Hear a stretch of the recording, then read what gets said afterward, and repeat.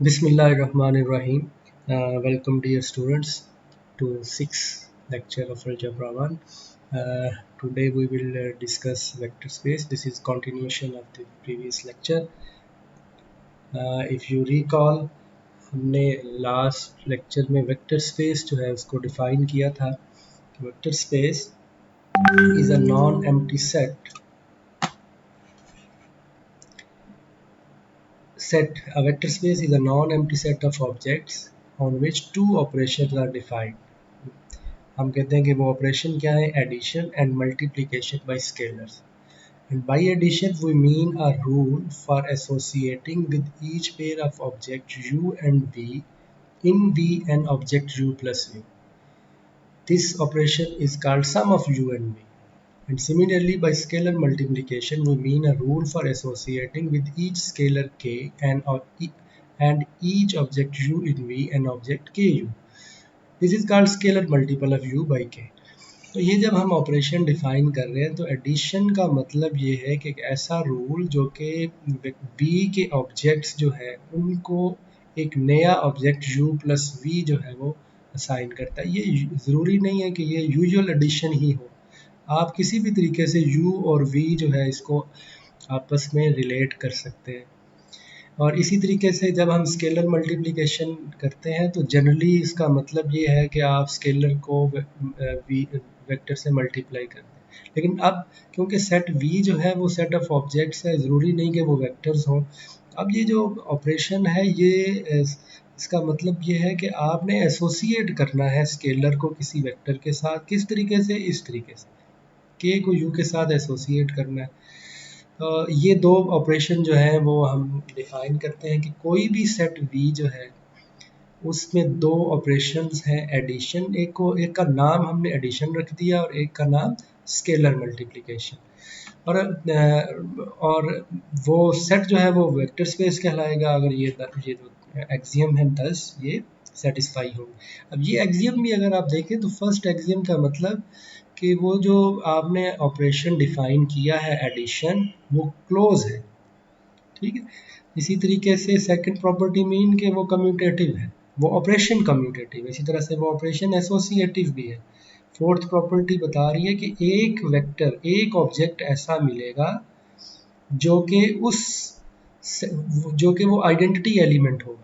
तो identity element क्या होता है? जो कि उस सेट के हर एलिमेंट को फिक्स कर दे. अब इसको हम जीरो वेक्टर कहेंगे. ठीक. इसी तरीके से बाकी प्रॉपर्टीज़ हैं. अब इसको हम एक एग्जांपल से, लास्ट टाइम हमने बहुत सारी एग्जांपल्स की थी, अब ये एक और एग्जांपल हम करते हैं. ये थोड़ी सी अनयूजुअल इस सेंस में है कि अब यहाँ पर जो हम ऑपरेशन डिफाइन करेंगे ये उस तरह के स्टैंडर्ड ऑपरेशन नहीं है जैसे वेक्टर एडिशन जो है हमने की थी, स्केलर मल्टीप्लिकेशन. तो यहाँ पर हम थोड़ा सा ये ऑपरेशन थोड़ा सा चेंज है. तो सपोज कि v जो है वो सेट ऑफ रियल नंबर्स है, u और v हमारे पास दो वेक्टर्स हैं. वेक्टर्स मीन अब क्योंकि ये रियल नंबर है, पॉजिटिव रियल नंबर हम लेते हैं क्योंकि सेट जो है वो पॉजिटिव रियल नंबर का है. तो जो वेक्टर का मतलब क्या है? Positive real number. के कोई भी स्केलर है, स्केलर भी यहाँ पर कोई रियल नंबर है. अब v पर हमने ऑपरेशन डिफाइन करना है. ठीक है. हमने कहा था कि दो ऑपरेशन आपने डिफाइन करना है, उनका नाम हमने एडिशन और स्केलर मल्टीप्लिकेशन है. लेकिन ये कहा था कि आपने दो एलिमेंट को एसोसिएट करना है अंडर सम रूल. तो वो हम अब किस तरह से कर रहे हैं? वो इस तरह से u को v से मल्टीप्लाई करते हैं, दो एलिमेंट को ऐड करना है बाय न्यूमेरिकल मल्टीप्लिकेशन. तो एक ऑपरेशन हमारा ये है. दूसरा ऑपरेशन क्या है कि इस स्केलर को आपने u से मल्टीप्लाई किया है इस रूल से, u पावर k कर दिया. Scalar multiplication is numerical exponential. ठीक है. तो ये हमने जो दो ऑपरेशन थे उनके नाम रखे हुए हैं कि एक जनरली हम एक को वेक्टर एडिशन कहते हैं, दूसरे को हम स्केलर मल्टीप्लिकेशन कहते हैं. लेकिन ये को फिक्स नहीं कर दिया कि ये हमेशा उसी तरह की एक एडिशन है जैसे कि यूजुअल एडिशन होती है. हमने वहाँ पर ये कहा कि ये एक ऐसा रूल है जो कि u और v को एसोसिएट करता है. किस तरीके से? u प्लस v की फॉर्म में. और अगर तो वो ऑपरेशन जो आपने डिफाइन किया है, अगर तो वो वेक्टर स्पेस की एक्सियम सेटिस्फाई करेगा तो हम कहेंगे कि वो सेट वेक्टर स्पेस है अंडर दोज ऑपरेशन। अब ये ऑपरेशन किस तरह से है, एडिशन कैसे हो रही है कि वन को वन में ऐड करेंगे तो असल में आप उन दोनों को मल्टीप्लाई कर रहे हैं। इसी तरीके से ये टू एक स्केलर है, रियल नंबर है, इसको अब यहाँ पर स्केलर भी रियल नंबर है और वेक्टर्स भी रियल नंबर है। टू को जब आपने वन से मल्टीप्लाई किया तो क्या तरीका है कि आप इसको one raise to power two लिखेंगे, तो one raise to power two is equal to one. This is strange, but nevertheless the set V with these operations satisfy all the axioms। ठीक है, ये अनयूजुअल तो है कि इस तरह से जनरली हम ऑपरेशन डिफाइन नहीं करते क्योंकि एडिशन का मतलब एडिशन ही होता है, लेकिन हम आपने ये रिमेंबर ये याद रखना है कि जब हम कहते हैं कि ये ऑपरेशन है तो ज़रूरी नहीं है कि वो ऑपरेशन जो है वो हमेशा एडिशन हो या स्केलर मल्टीप्लिकेशन, ये तो हमने उनके नाम रखे हुए हैं, लेकिन आप उसे एसोसिएट कर सकते हैं क्योंकि कॉन्सेप्ट हमने वेक्टर से लिया, इस वजह से हम इसको वेक्टर एडिशन कहते हैं और दूसरे ऑपरेशन को स्केलर मल्टीप्लिकेशन कहते हैं, लेकिन आप उन्हें एसोसिएट किसी और वे से भी कर सकते हैं। अब बड़ी आसानी से आप ये इसकी एक्सियम जो है वो देख सकते हैं, कुछ एक्सियम यहाँ पर प्रूव की गई हैं। जैसे जीरो वेक्टर जो है जनरली तो देखिए जीरो वेक्टर का मतलब जीरो है क्योंकि रियल हमारे पास सेट जो है वो रियल नंबर का है, तो यहाँ पर जीरो जो है वो आइडेंटिटी नहीं है। ठीक है, अब यहाँ पर जीरो वेक्टर वो वाला वेक्टर होगा जो कि जो है वो v के हर एलिमेंट को फिक्स कर देगा। तो अब क्योंकि जीरो तो इस सेट में हमने पॉजिटिव रियल नंबर लिए हुए तो जीरो तो इसमें है ही नहीं, तो इस केस में जो हमारा जीरो वेक्टर है वो वन होगा क्योंकि वन को जिस भी नंबर से आप ऑपरेट करेंगे वो नंबर फिक्स होगा। देखिए यहाँ पर अगर आप v की जगह वन लिख दें तो वन को u से मल्टीप्लाई करेंगे तो u ही रहेगा। ठीक, इस मीन के वन हमारा जीरो वेक्टर है। इसी तरह से अगर आप किसी नंबर का नेगेटिव निकाल रहे हैं तो आप उसका नेगेटिव वन ओवर यू है क्योंकि जीरो यू जो पॉजिटिव नंबर है इसलिए आप उससे मल्टीप्लाई कर देंगे।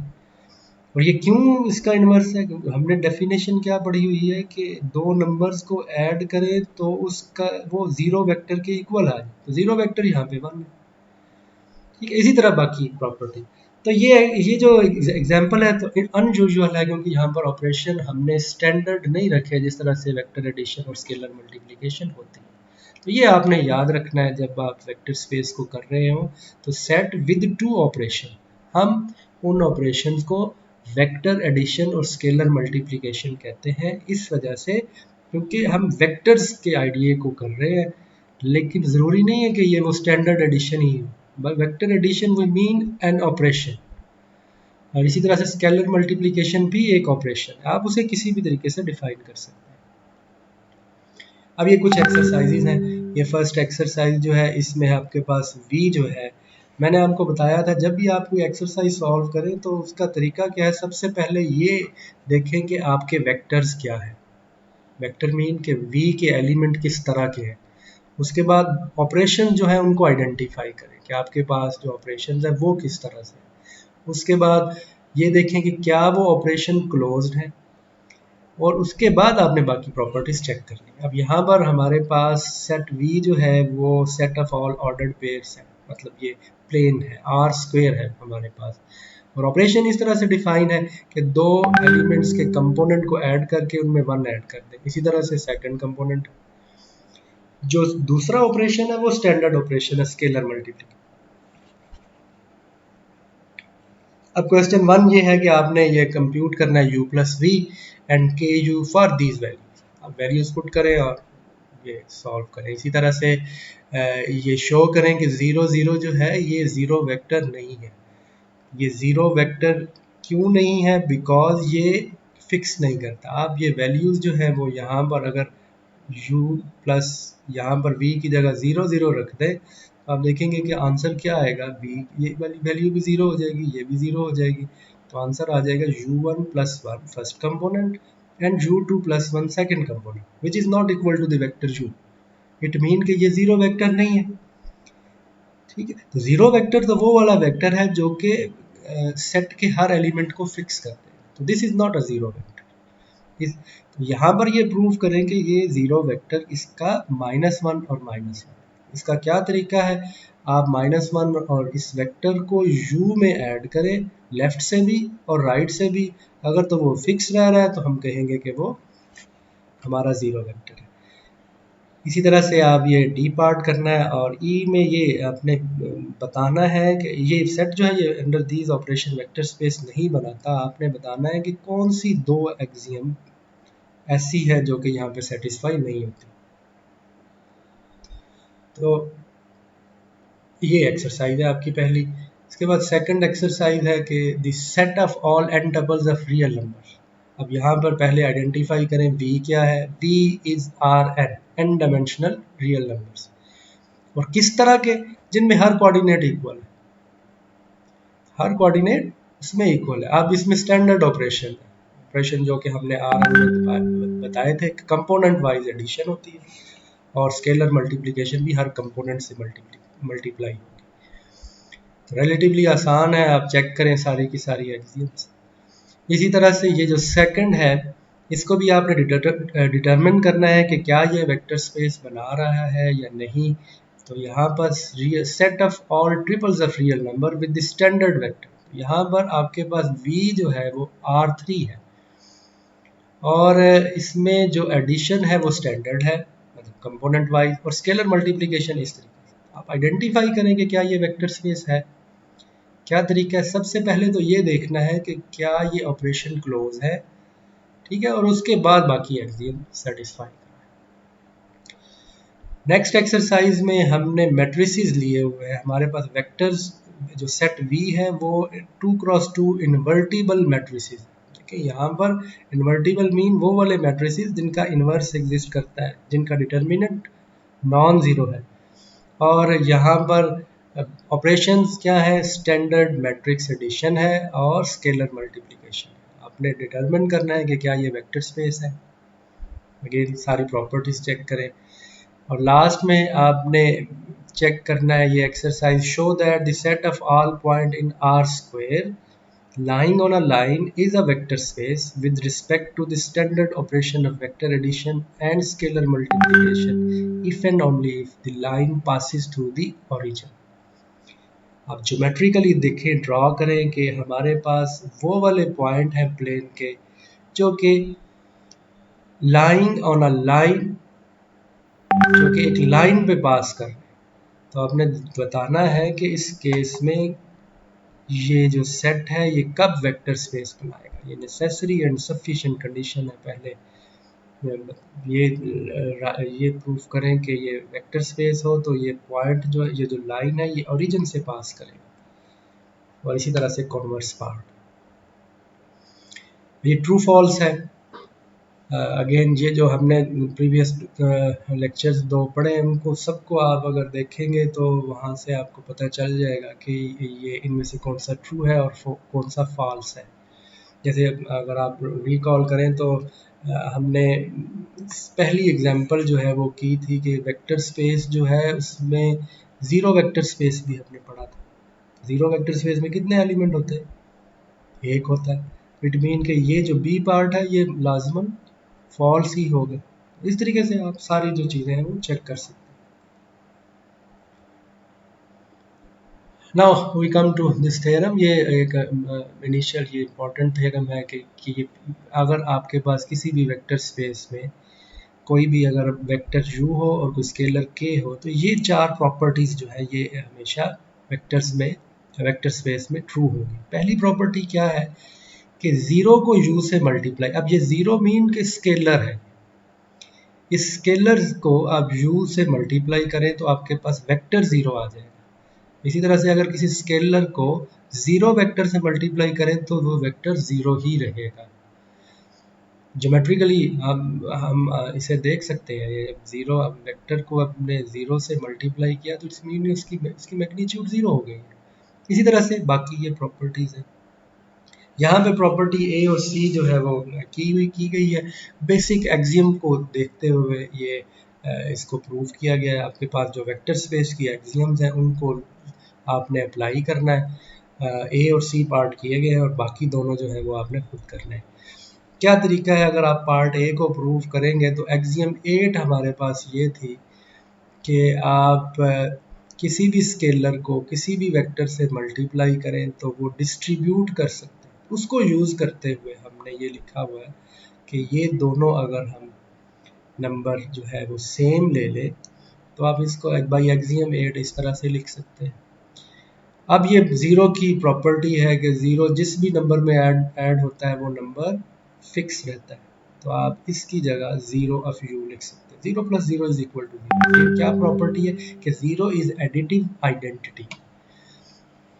इसी तरह से हमने एक्सियम 5 पढ़ी है कि हर एलिमेंट का एडिटिव इनवर्स भी होता है। तो इसका मतलब ज़ीरो यू एक एलिमेंट है, ये एक वेक्टर है, तो इसका इन्वर्स भी होगा। इसका इन्वर्स क्या होगा, माइनस ज़ीरो यू। और इन्वर्स की प्रॉपर्टी क्या है कि दोनों को ऐड करें तो ज़ीरो वेक्टर आना चाहिए। तो आप यहाँ पर ये वैल्यू जो है वो रिप्लेस करते हैं, तो zero u plus zero you ये हमने ये हम रिप्लेस कर दें दोनों साइडों पे, adding this number two both side. ये जो है ये दोनों साइड्स पे, इस साइड पे भी और इस साइड पे भी ऐड कर दिया। अब बाय डिस्ट्रीब्यूटिव प्रॉपर्टी, ये बाय एसोसिएटिव प्रॉपर्टी आप इन दोनों को एसोसिएट कर सकते हैं। और ये जो है अगेन क्योंकि ये एडिटिव इनवर्स है तो इसका आंसर ज़ीरो आएगा, तो ये ज़ीरो आ जाएगा। ये इसका एडिटिव इनवर्स है तो आंसर ज़ीरो आएगा। अब अगेन ज़ीरो क्योंकि ज़ीरो वेक्टर है, ज़ीरो वेक्टर क्या करता है, हर एलिमेंट को फिक्स कर देता है। इट मीन कि zero u plus zero will be equal to zero u. यही हमने प्रूव करना था। इसी तरह से नेक्स्ट प्रॉपर्टी है कि हमने प्रूव ये करना है, ये सी है कि minus one into u is equal to minus u. तो उसके लिए हम क्या शो करें कि minus one into u is equal to, अगर हम ये शो कर दें कि इन दोनों नंबर्स को ऐड करें तो ज़ीरो आ जाएगा, तो इट मीन कि ये दोनों एक दूसरे के इक्वल है। ठीक है, इट मीन कि u और माइनस वन ऑफ u जो है वो एक दूसरे का इन्वर्स है। ये हम ये चीज़, it mean u is inverse of this vector. तो उसके लिए क्या करें, आप ये लेफ्ट हैंड साइड ले लें, u plus minus one into you. और बाई एक्सियम 10, तो 10th एक्सियम क्या थी कि एलिमेंट वन हर वेक्टर को फिक्स कर देता है, तो u की जगह आप वन इंटू यू कर सकते हैं। अब इसकी डिस्ट्रीब्यूटिव प्रॉपर्टी के u को बाहर निकाल सकते हैं। वन और माइनस वन एक दूसरे के एडिटिव इनवर्सेस हैं, इसकी जगह आप ज़ीरो लिख सकते हैं। और बाई प्रॉपर्टी ए ये चीज़ ज़ीरो के इक्वल। तो ये ट्रिवियल कुछ प्रॉपर्टीज़ हैं, आप इनको देखिएगा कि ये किस तरीके से, इसी तरीके से इसी तरह से बिल्कुल एग्जैक्टली आपने बी और डी पार्ट करना है। हर एक स्टेप की आपने रीज़न बतानी है, जैसे यहाँ पर दी गई है कि किस एक्सियम को आपने यूज़ किया और फिर इसको करें।